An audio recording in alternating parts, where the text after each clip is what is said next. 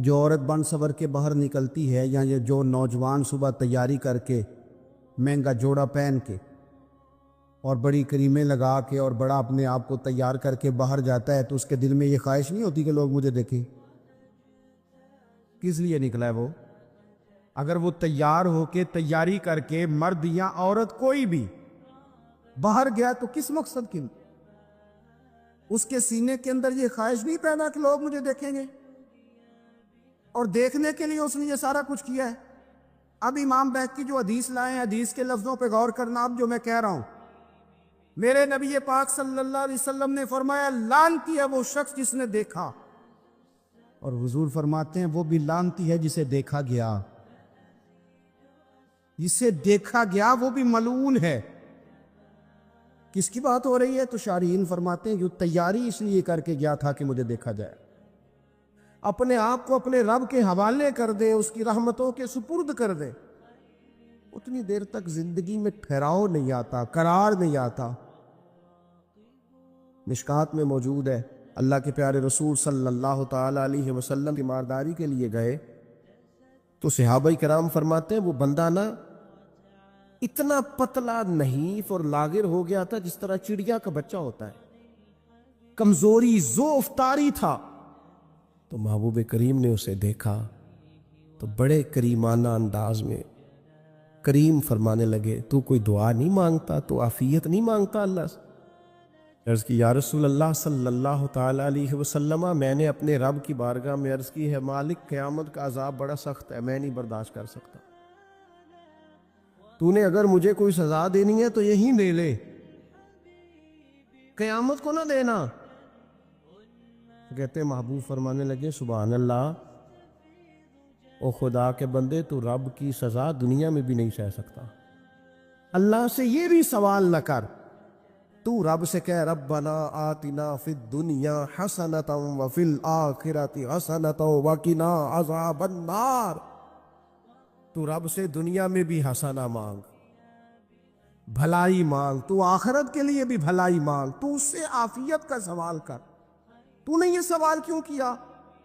عرض کی یا رسول اللہ کرم ہو گیا ہے، مجھے سمجھ آ گئی، اب میں اسی طرح ہی کروں گا۔ عزیز دوستو، ہم کہاں سہ سکتے ہیں؟ ہم دنیا میں رب کی سزا ہم نہیں سہ سکتے، ہم کمزور ہیں، تو گرمی نہیں سہ سکتے، شدید سردی نہیں سہ سکتے، شدت کی بھوک لوگ نہیں سہ سکتے، کوئی آزمائش نہیں سہ سکتے۔ وہ جو لوگ بعض اوقات کہہ دیتے ہیں نا جی فلاں چیز ہمارے اعمال کا نتیجہ ہے، تو میں کیا کرتا ہوں نہ کو یار، ہم تو یہ بھی نہیں سہ سکتے، ہم کہاں برداشت کر سکتے، ہمیں تو وہ معاف ہی فرمائے، ہم حساب والے ہیں ہی نہیں، ہم تو صرف معافی والے ہیں۔ ہم سے نہ حساب پوچھے، اس نے حساب پوچھا تو پھر تو بڑی مشکل ہو جائے گی، اگر اس نے حساب پوچھا تو بڑی رسوائی ہو جائے گی، اگر حساب پوچھا تو مشکلات سامنے دکھائی دینے لگ جائیں گی۔ ہم سے تو وہ درگزر والا معاملہ کرے، ہم سے تو وہ کہے جا میں نے محبوب کے صدقے تجھے معاف کیا، جا تیرے لیے رحمت اور بخشش والا فیصلہ کیا۔ وہ کوئی سبب اس کی رحمت کسی سبب کو دیکھ لے اور درگزر کر لے۔ ہارون رشید نا اپنے محل کی چھت پہ ٹہل رہا تھا، سب سے اوپر والے چوارے پر، نیچے سے حضرت بہلول دانا گزر رہے تھے، اوپر اس کے ساتھ سپاہی بھی تھے، گن مین بھی تھے۔ اس نے کہا یہ بابا تو ذرا اوپر اٹھاؤ۔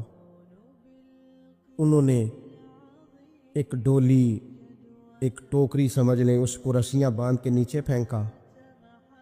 نیچے جو سپاہی تھے ان کو کہا کہ یہ بابا جی کو پکڑ کے اس میں بٹھاؤ، انہوں نے جبرن تھاما بابا جی کو، اس میں ڈالا، اوپر والوں نے کھینچ لیا۔ 2-3 منٹ لگے، ہارون رشید کے سامنے حضرت بہلول دانا پہنچ گئے تو تھوڑے ناراض بھی ہوئے کہ یہ کوئی طریقہ تو نہیں نہ بلانے کا۔ ملاقات ہوئی تو کہا کیوں بلایا؟ کہنے لگا ایک مسئلہ پوچھنا تھا۔ فرمانے لگے بادشاہ ہے نا، تیرے مسئلے پوچھنے کا بھی اپنا ہی انداز ہے، پوچھ مسئلہ۔ کہنے لگا بابا پوچھنا تھا کہ آپ اللہ تک کیسے پہنچے؟ حضرت بہلول دانا چپ کر گئے۔ 2-4 منٹ کے بعد کہنے لگے جس طرح ابھی زمین سے تیرے تک نہیں پہنچا، بالکل اسی طرح پہنچ گیا اور رب کریم کی بارگاہ تک، اور وہ بھی جو اس نے کرم فرمایا ہے، ورنہ میں تو نہیں سمجھتا کہ میں پہنچ گیا، وہ بھی اگر تیری خوش گمانی ہے۔ ہارون رشید کہنے لگا مجھے سمجھ نہیں آئی. فرمانے لگے تو بادشاہ جو ہے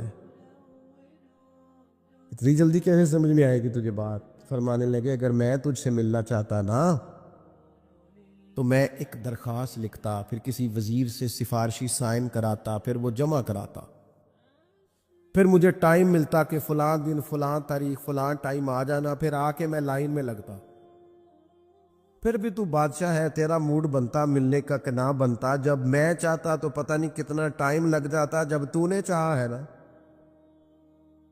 تو 1 منٹ بھی نہیں لگا. فرمانے لگے میں نے دعویٰ ہی نہیں کیا کہ میں جد و جہد کر کے پہنچوں گا، میں نے تو رب کی بارگاہ میں عاجزی کی ہے، پھر رب نے کرم فرمایا ہے، اسی نے مہربانی کی ہے. مانا کہ محبت کے سفر میں ہر گام پہ 100 مشکل ہے، لیکن یہ سفر آسان بھی ہے اگر ساتھ تمہارا ہو جائے. اس کے کرم کا ساتھ رہا ہے، اس سے عافیت مانگی ہے، اپنے آپ کو اس کے سپرد کیا ہے تو اس نے کرم کر دیا. جب تک یہ مزاج نہیں ہم بناتے کہ مالک سے عافیت کا سوال کریں، لوگوں کو تو دھوکہ دیا جا سکتا ہے، رب اور رسول کو تو نہیں نہ دیا جا سکتا. وہاں تو دلوں کا خلوص ہی پہنچتا ہے، وہاں تو نیتوں کا حسن ہی پہنچتا ہے. تو اللہ تبارک و تعالیٰ سے جب بھی سوال کیا جائے دنیا اور آخرت کی بہتری کا سوال کیا جائے. ایک لفظ ہے حدیث پاک میں جس کو عافیت کہتے ہیں. ترمذی شریف میں حضرت سیدنا عباس بن عبد المطلب رضی اللہ تعالیٰ عنہ آپ کی روایت موجود ہے. فرماتے ہیں میں نبی پاک صلی اللہ تعالیٰ علیہ وسلم کی خدمت عالی مرتبت میں حاضر ہوا تو میں نے عرض کی یا رسول اللہ صلی اللہ تعالیٰ علیہ وسلم مجھے ایسی چیز بتائیں جو میں اپنے رب سے مانگوں. چیز مانگنی ہوتی ہے نا، بعض اوقات موقع ملتا ہے تو کئی دفعہ انسان امتحان میں آ جاتا ہے کہ اب مجھے موقع مل گیا ہے، مجھے کہا گیا ہے کچھ مانگ لو، تو بھلا میں کیا مانگوں. حضرت عباس بن عبد المطلب رضی اللہ تعالیٰ عنہ نبی پاک علیہ السلام کے پیارے چچا جان ہیں، عرض گزار ہیں یا رسول اللہ صلی اللہ علیہ وسلم مجھے بتائیے میں اپنے رب سے مانگوں تو کیا مانگوں؟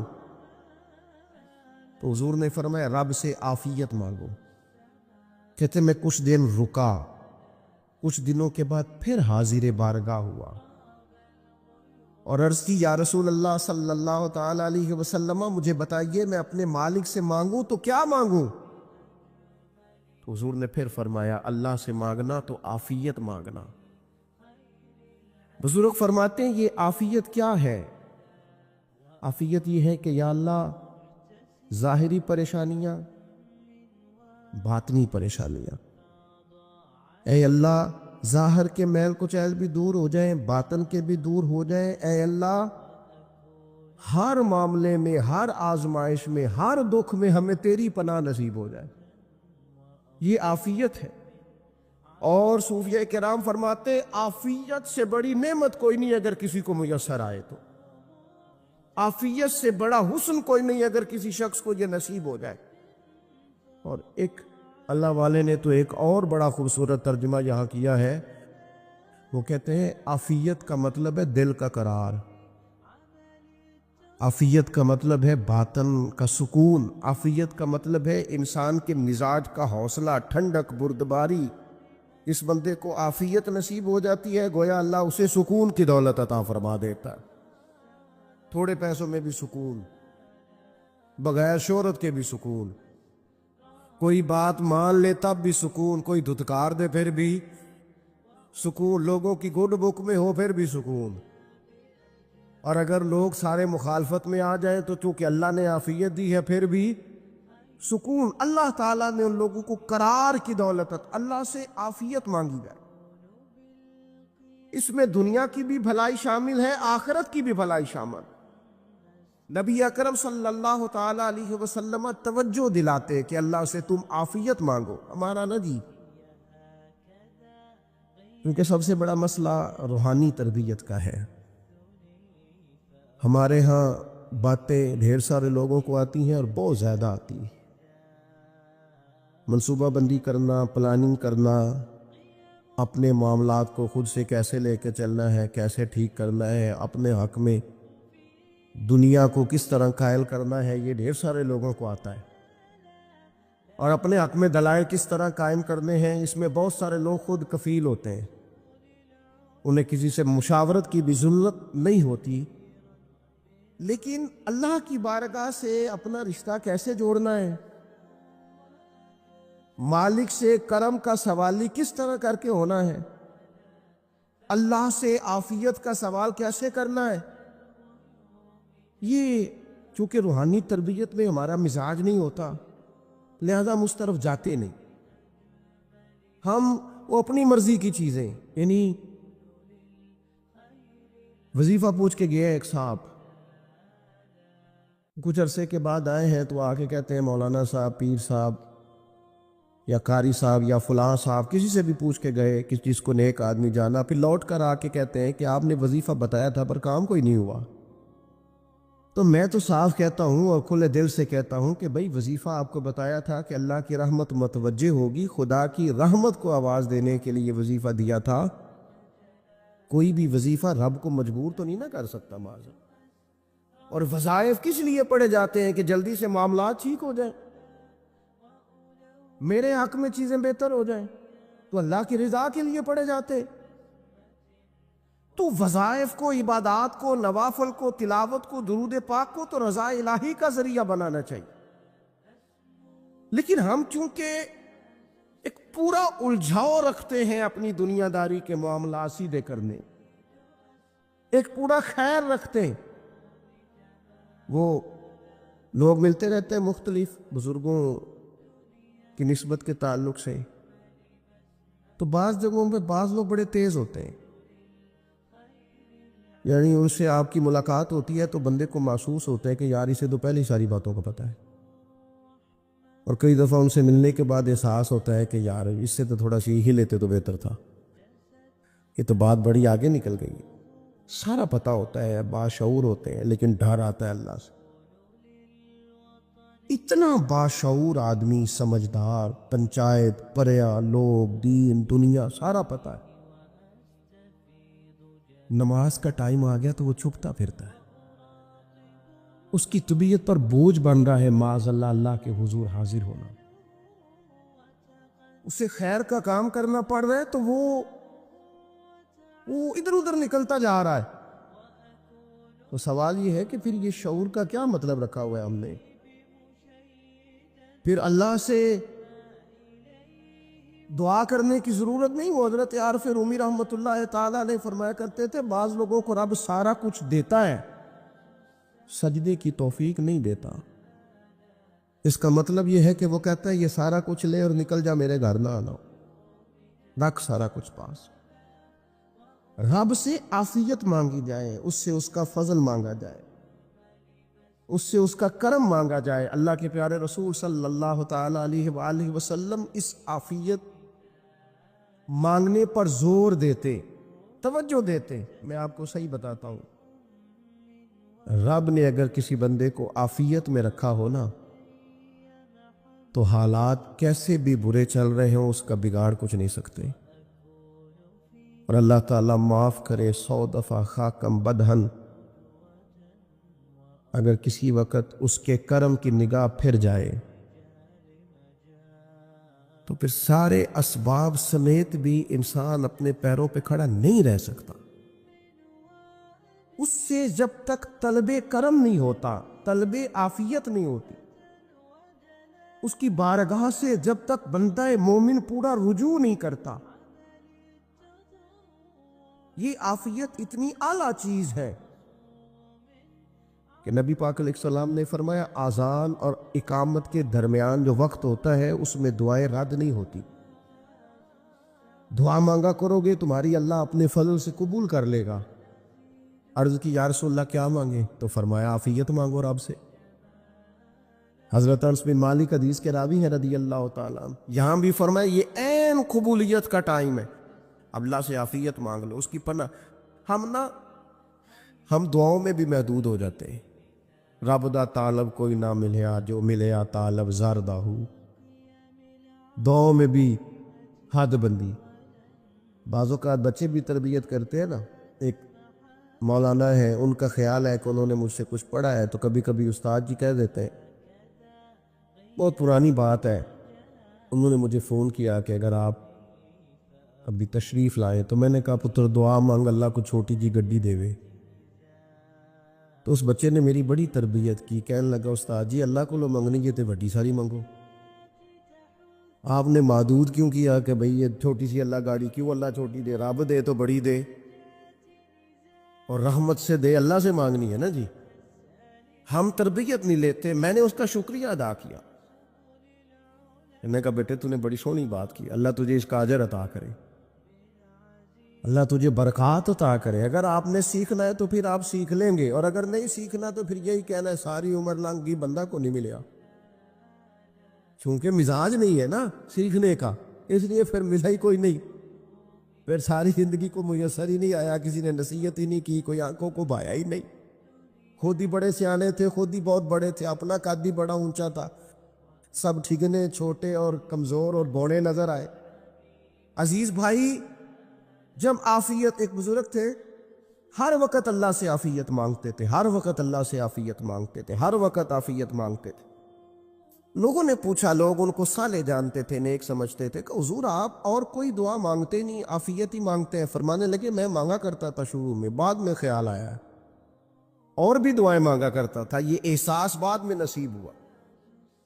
فرماتے میں مزدوری کرتا تھا، مال برداری کرتا تھا، ایک جگہ پہ ڈیوٹی کر رہا تھا تو تھک گیا، اور وہ جو کام لینے والے لوگ تھے ان کا رویہ بھی بڑا ترس تھا، تکلیف ہوئی، تو میں نے اپنے مالک کی بارگاہ میں عرض کی، مالک اگر 2 روٹی بغیر مجھے مشقت کے مل جائے دن میں تو تیری بارگاہ تو بڑی کریم ہے۔ کہتے ہیں میں نے یہ دعا مانگ لی، ذرا میں تھوڑا آگے بڑھا تو 2 بندے آپس میں لڑ رہے تھے، میں ان کی صلح کرانے کے لیے، انہیں بچانے کے لیے آگے بڑھا، تو میں جس کو چھڑا رہا تھا دوسرے نے میرے اوپر ضرب لگا دی، میرا بھی سر پھٹ گیا۔ تھوڑی دیر کے بعد وہاں پولیس آ گئی، وہ تینوں کو لڑنے والا سمجھ کے اٹھا کے لے گئے، مجھے جیل ہو گئی، 2 روٹیاں بغیر مشقت کے روز ملنی شروع ہو گئی۔ دعا مانگی تھی نا کہ یا اللہ 2 روٹیاں مل جائے نا بغیر مشقت کے، کہتے ہیں وہ 2 روٹیاں روز ملتی، کوئی کام نہیں کرنا پڑتا، پر جیل ہو گئی۔ فرماتے میں بڑا پریشان تھا، روز روٹیاں پابندی سے آتی اور بہترین آتی، کھانا ملتا۔ پھر کچھ عرصے کے بعد میں نے سوچا کہ یار یہ دعا تو قبول ہو گئی نا تیری، اب تو اگر اس پر کوئی الگ بات کرے گا تو وہ تو غلط کرے گا۔ کہتے پھر خود ہی میرے دل میں اللہ نے بات ڈالی، اور میں نے عرض کی مالک 2 روٹیاں نہیں، مجھے تو عافیت چاہیے، مجھے تو عافیت دے، میرے اوپر تو کرم فرما، تو نظر رحمت کر، جے ایک قطرہ بخشے مینوں، جے ایک قطرہ بخشے مینوں تے کام بن جاندا ہی میرا، مہربانی کر عافیت عطا کر۔ فرماتے پھر خدا نے کرم کیا، کہاں سے اسباب بنے میرے جیل سے چھوٹنے کے، کون کون میرے ضمانتی بنے اللہ ہی جانتا ہے۔ فرماتے ہیں دروازے بھی کھل گئے، رزق بھی ملتا ہے، صحت بھی میسر ہے، سجدہ بھی کر لیتا ہوں، سویرے تلاوت بھی کرتا ہوں، شام کو مدینے والے کی بارگاہ میں راج کے درود و سلام بھی عرض کرتا ہوں، میں ممکن ہوتا ہے تو کسی غریب کی داد رسی بھی کرتا ہوں۔ اب سمجھ آئی ہے، ربنا آتنا فی الدنیا حسنۃ وفی الآخرۃ حسنۃ وقنا عذاب النار۔ اب سمجھ آئی ہے رب سے جب بھی مانگنا ہے عافیت ہی مانگنی ہے، اس سے کرم مانگ۔ ہم نے محدود دعائیں رکھی ہوئی ہیں، محدود، وہ جی فلانا کام میرا ہو جائے تو بھئی وہ ایک ہو گیا، اس کے بعد پھر نئی ٹینشن بن جائے گی، نہیں میں جی بچوں کی شادی کر لوں جی پھر میں فارغ ہوں۔ آپ شادی کر کے دیکھیں لاگو پتہ جائے گا کیسے فارغ ہوتے ہیں۔ آپ یہاں رکتے کیوں ہیں؟ آپ خدا سے عافیت کیوں نہیں طلب کرتے؟ اس کی بارگاہ سے وہ کیوں نہیں مانگتے کہ جو ایک قطرہ ملے تو دنیا اور آخرت کے سارے کام ہو جائے؟ اس سے اس کی رحمت کا سوال کرے، اس سے اس کے کرم کا سوال کرے۔ اللہ کی بارگاہ میں بھی حاضر ہونا اور جچی تلی اور جناب ناپ تول کر اور محدود چیزوں کا سوال کرنا، مالک سے مانگیں، اور وہ جب دیتا ہے تو دیتا بھی بے حساب ہی ہے، وہ جب عطا کرتا ہے تو کرم کے دروازے کھول کے عطا کرتا ہے، ورنہ تو ایک الجھن سے انسان نکلتا ہے دوسری میں الجھ جاتا ہے، ایک گتھی کو سلجھاتا ہے، پھر اقبال رو پڑے تھے، کہنے لگے میں عقل کی گتھیاں سلجھا چکا ہوں، یا رب مجھے صاحب جنوں کر دے، اللہ یہ بڑا میں نے ہیر پھیر دیکھ لیا، مجھے دیوانہ بنا، اب مجھے جنون ہو، اب میں کسی کے لیے رویا کروں، اب میں کسی کی یاد میں تڑپا کروں۔ حضرت اویس کرنی رضی اللہ تعالیٰ عنہ کرن کے رہنے والے تھے، دور رہ کے۔ ہم لوگ نا دور یہاں سے آواز دیتے ہیں کہ یا رسول اللہ کوئی سبب لگ جائے تو ہم مدینہ شریف حاضر ہو جائیں۔ میرے اصحاب رحمۃ اللہ علیہ فرمایا کرتے تھے جو دور رہ کے بھی نبی پاک کی صحیح بات مانے نا، مصطفیٰ کریم اسے وہیں دیدار عطا کر دیتے۔ شرط یہ ہے کہ مانے صحیح کر کے، دور رہ کے۔ دلیل کیا ہے؟ حضرت ویسے کرنی تو پاس رہے ہی نہیں، لیکن محبوب کے طریقے پر صحیح کر کے عمل کیا، نبی پاک علیہ السلام کی سنت پر صحیح کر کے عمل کیا، حضور کی باتوں کو صحیح کر کے مانا۔ قریب نہیں تھے، کرن میں تھے، دور تھے، لیکن میرے محبوب نے بٹن کھول کے یمن کی طرف چہرہ مبارک کر کے ٹھنڈی سانس لے کے فرمایا ادھر سے نا مجھے رب رحمان کی خوشبو آتی ہے، ادھر سے مجھے رب رحمان کی خوشبو آتی ہے، بھائی تو بات مان، تو جہاں بھی ہے۔ حضرت اویس کرنی رضی اللہ تعالیٰ عنہ مسلمان ہوئے، بڑا دل چاہتا تھا حضور سے ملنے کو، آئے بھی 2 دفعہ، آپ نے باتیں سنی ہوئی۔ اماں بوڑھی تھی، ایک ادھر دیکھو میری طرف، اماں بوڑھی ہو اور ماں حکم دے دے کہ نبی پاک کے پاس نہیں جانا، ذرا سننا، تو حضرت ویسے کرنی، یہ داتا گان بخش علی اجمیری نے لکھا ہے، یہ امام شورانی نے لکھا ہے، یہ تمام ان پہ سیرت نگاروں نے لکھا ہے۔ کہا بیٹے میں کمزور ہوں، مجھے چھوڑ کے نہ جانا، چھوڑ کے نہ جانا۔ ایک دن بڑی منت کی، رو پڑے، اماں نے کہا بیٹا جانا، لیکن اگر حضور گھر نہ ہوئے تو تلاش نہ کرنا، میں فالج زدہ عورت ہوں، اٹھ کے چل نہیں سکتی۔ او بھائی، حضرت اویس کہتے میں نے دروازے پہ دستک دی، یہ امام شورانی کے جملے، سیدہ عائشہ صدیقہ اندر سے بولی کون ہے دروازے پہ؟ کیا لفظ ہے، کیا انداز ہے! آج تو مرید بھی ٹیلی فون کرتا ہے، کہتا ہے پیر صاحب تیار ہو جائے، میں پہنچ رہا ہوں قریب، آ گیا ہوں، ذرا ریڈی ہو جائے۔ حضرت اویس کرنی دروازے پہ کھڑے، کون ہے؟ بڑی عاجزی، بڑی درویشی، کہنے لگے اماں جی ایک فقیر ہوں، یمن کا رہنے والا ہوں، ایک فقیر ہوں، ایک درویش ہوں، یمن سے آیا ہوں، محبوب سے ملنا ہے۔ کہا وہ تو گھر میں حجرے میں تشریف فرما نہیں ہے، باہر دیکھ لو، مسجد میں یا کسی جگہ تلاش کر لو۔ حضرت اویس کرنی کی آنکھوں میں آنسو آئے، کہنے لگے وہ آئے تو بتا دینا کہ ایک کرن سے فقیر آیا تھا۔ یہ امام شورانی کے جملے ہیں۔ حضرت عائشہ کہتے ہیں مجھے بتانا نہیں پڑا، محبوب گھر آئے تو آتے ہی پوچھنے لگے عائشہ کوئی آیا تھا؟ علم غیب رسول کے منکر اس حقیقت کو بھول جاتے ہیں، غیب مانا کہ راز ہے، لیکن راز اپنوں سے کب چھپاتے ہیں۔ نبی کریم صلی اللہ علیہ وسلم کوئی آیا تھا؟ حضرت عائشہ نے سوال عرض کی یا رسول اللہ آپ کو کیسے لگا؟ حضور فرمانے لگے کسی کی خوشبو آ رہی ہے، کسی کی، یہ امام شورانی کے لفظ ہے، کسی کی، اگرچہ غالب خوشبو خود محبوب کی ہے، کسی کی خوشبو آ رہی ہے۔ کہ حضور کرن کا رہنے والا کو فقیر آیا تھا، سلام چھوڑ کے چلا گیا۔ جناب عائشہ کہتے ہیں حضور کی آنکھوں میں آنسو آئے۔ میں نے کہا حضور وہ گیا کیوں؟ تو محبوب نے فرمایا اس کی ماں بوڑھی ہے، اس کی ماں۔ محبوب اگر اماں کے لیے کہتے ہیں چل لیکن نا تابی بنے، وہ صحابی نہیں بن سکے، تابی، تو تبلیغ کرنے کیسے چلا جاتا ہے بیمار ماں کو چھوڑ کے؟ تو پیر صاحب کے ڈیرے پہ کیسے پہنچ گیا اماں کو چھوڑ؟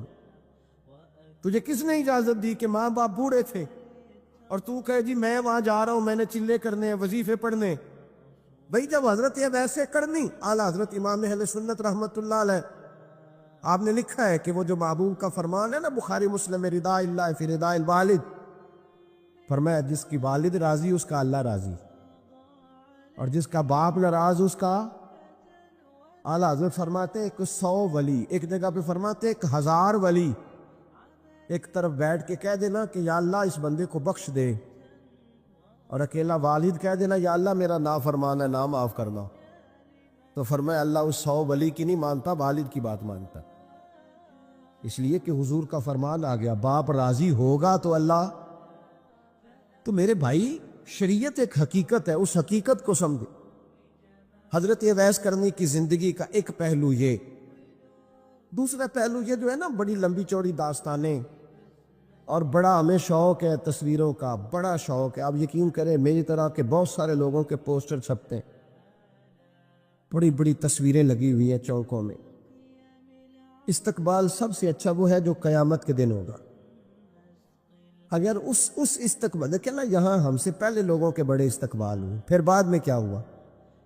چلے گئے وہ لوگ، ہم آ گئے، ہم بھی چلے جائیں گے۔ مٹی دے تے مٹی رہ نہیں، ایویں کا دی بلے بلے، اج مٹی دے اتے بندیا تے کل مٹی دے تھلے۔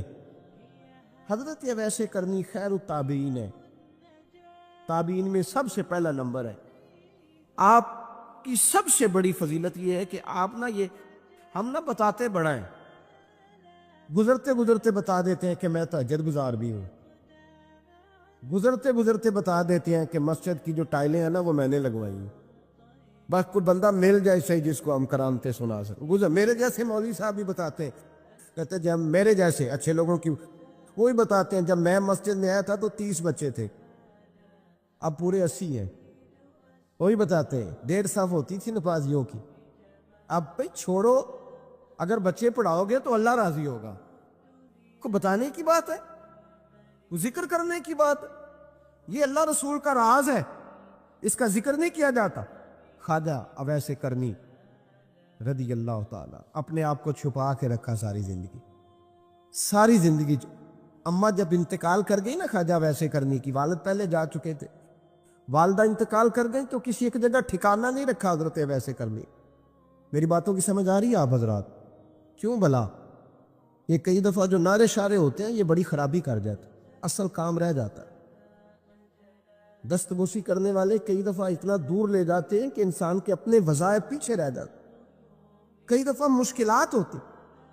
اس لیے صوفیاء میں ایک ملامتی گروہ ہے، ملامتی، داتا صاحب نے اس کو لکھا ہے، اور اس کا تذکرہ قرآن نے کیا، یجاہدون فی سبیل اللہ ولا یخافون لومۃ لائم۔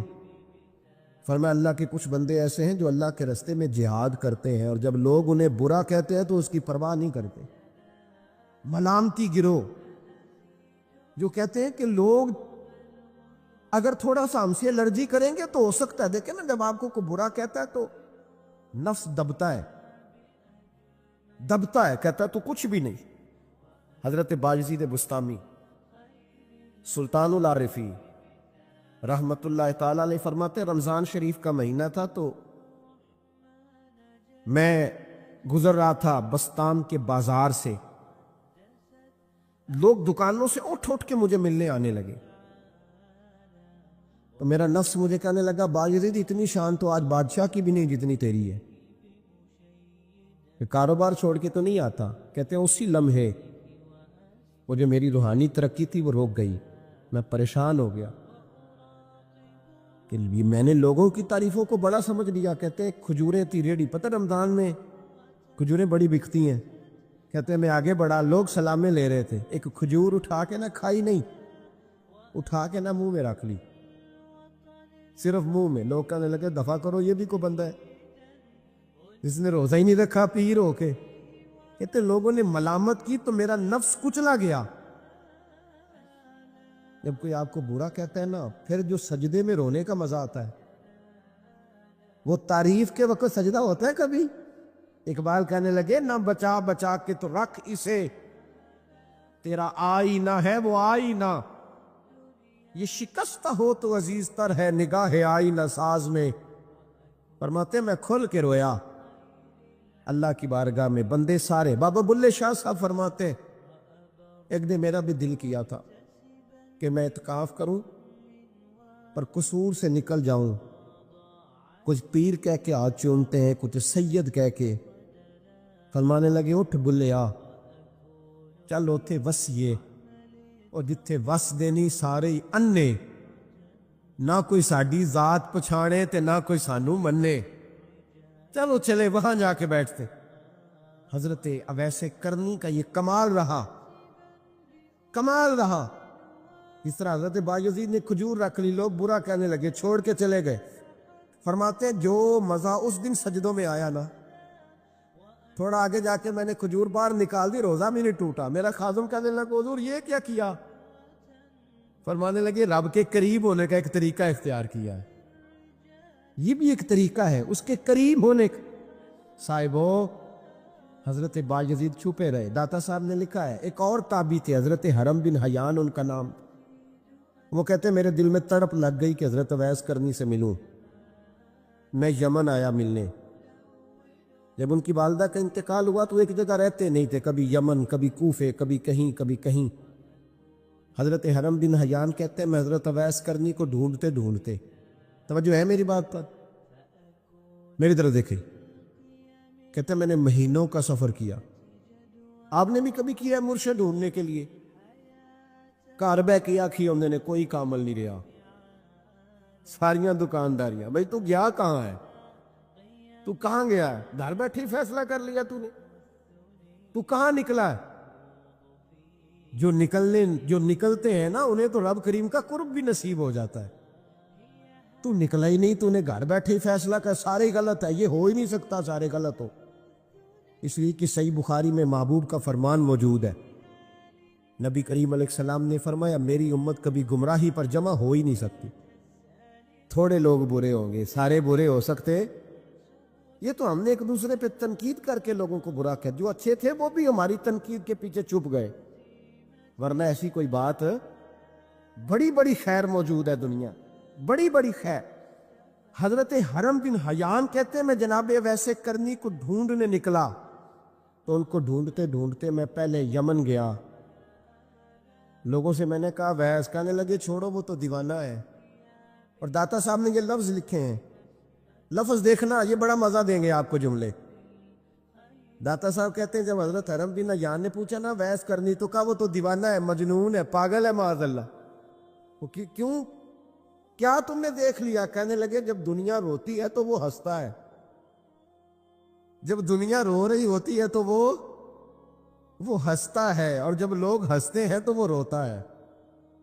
عجیب اس کا انداز ہے، وہ تو دیوانہ سا آدمی ہے اور عجیب بندہ ہے، عجیب شخص ہے وہ۔ روڑی سے جو لوگ چھلکے پھینک دیتے ہیں وہ کٹھے کرتا ہے، روڑی سے۔